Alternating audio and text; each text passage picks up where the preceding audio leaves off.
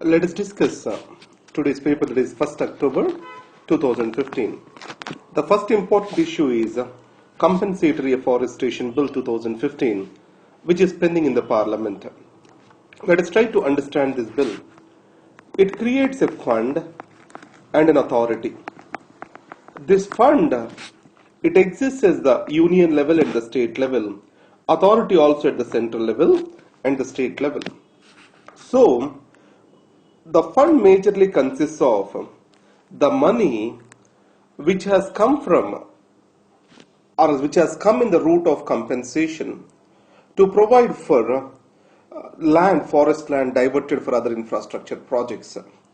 So under Forest Conservation Act 1980, any forest which is diverted for any other developmental activity, they have to grow, or they have to provide the equal amount of land for afforestation, or they have to provide for the necessary amount to the government.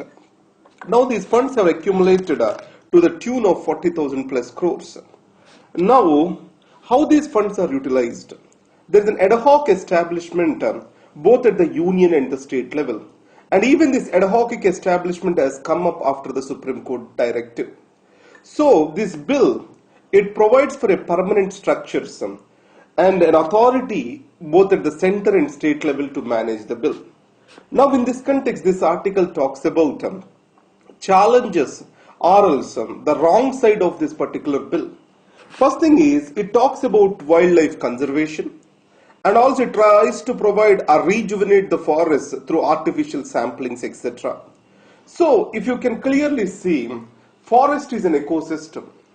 So any reforestation program, it can kill the diversity. So it disrupts the landscape connectivity and also leads to land fragmentation. It means the fringes of the forest will be opened and these fringes will provide access to new sources of exploitation. And the second thing is, the bill takes development and forest conservation as a trade-off between these two. Now, that is the reason why it also assumes that the reforestation is an easy exercise, or creation of an ecosystem is an easy exercise. There needs enough time to be invested on this creation of an ecosystem, and also it can be made much broad. It shall consist of protection of the wildlife.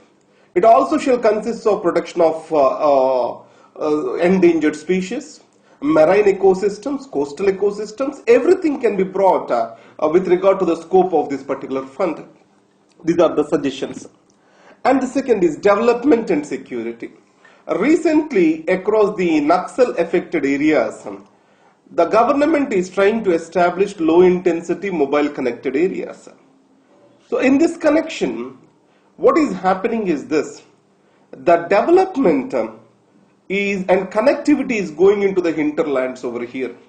So the tribal population through road and mobile connectivity, it can provide new opportunities for economic benefits or new opportunities for economic growth.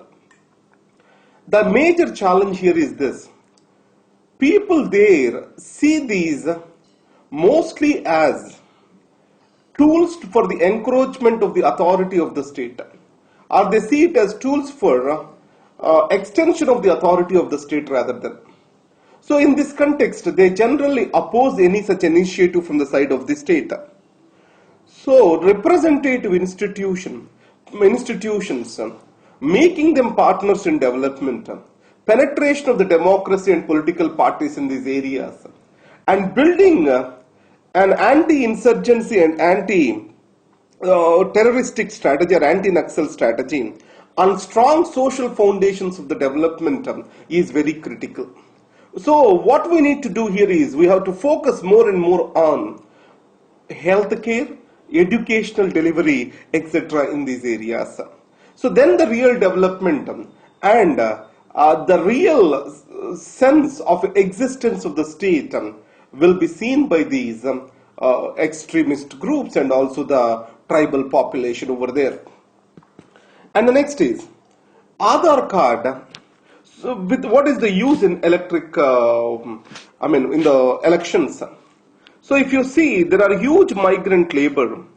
These people enjoy the vote or keep their votes both at their native places and also their migrant places, migrant urban areas. It is leading to a huge number of bogus votes. They are to an extent they can even influence the electoral outcome. So in this context, the photo identity card can only curtail a voting by other person or misuse of a vote by another person. But Aadhaar card can ascertain the exact person is voting, and also it can take up these bogus votes issue. So the duplicate votes can be done away with.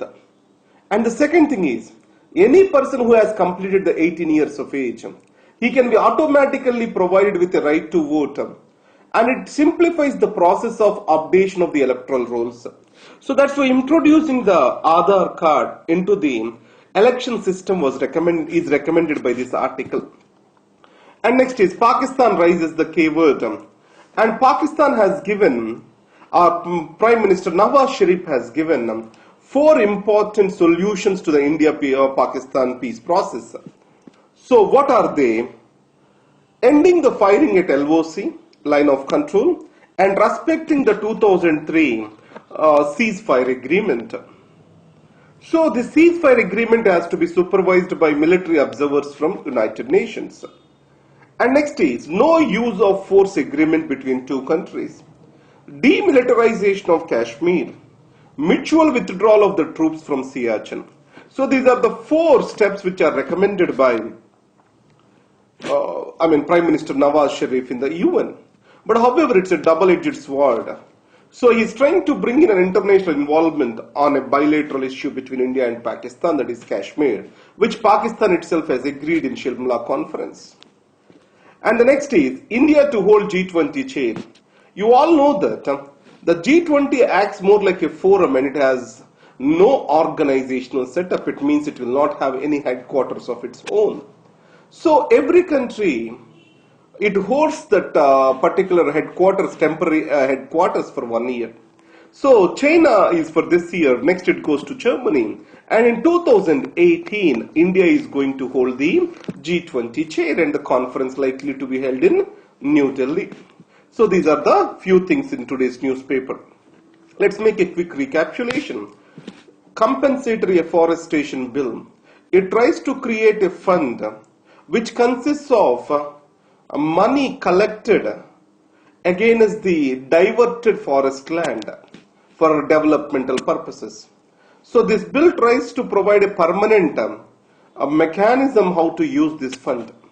So it is trying to talk about creation of an artificial forest or artificial samplings in the forest which can kill the ecosystem and biodiversity. In Maharashtra itself, this afforestation programs, they are only successful in 12% of the cases. So this is not a viable idea. So the funds can be used for restoration of the natural forests rather than growing the artificial saplings. That is what is the essence of the article. And next is Aadhaar card can be used as a source for the verification of the voters and updating of the electoral rolls is the second article. And the third article, G20 is going to host India. And also we have seen about that development has to be based on social foundations.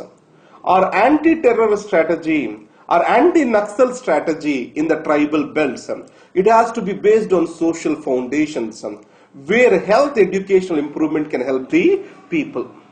And finally, we have seen this particular Italian person. He was killed in Bangladesh. It shows Islamic State has got an entry into South Asia. So it is an issue which has to be concerned to everyone. The reason is this.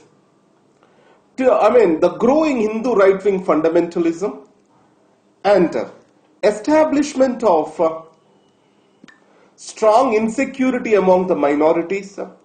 All these also make India as a ground for this.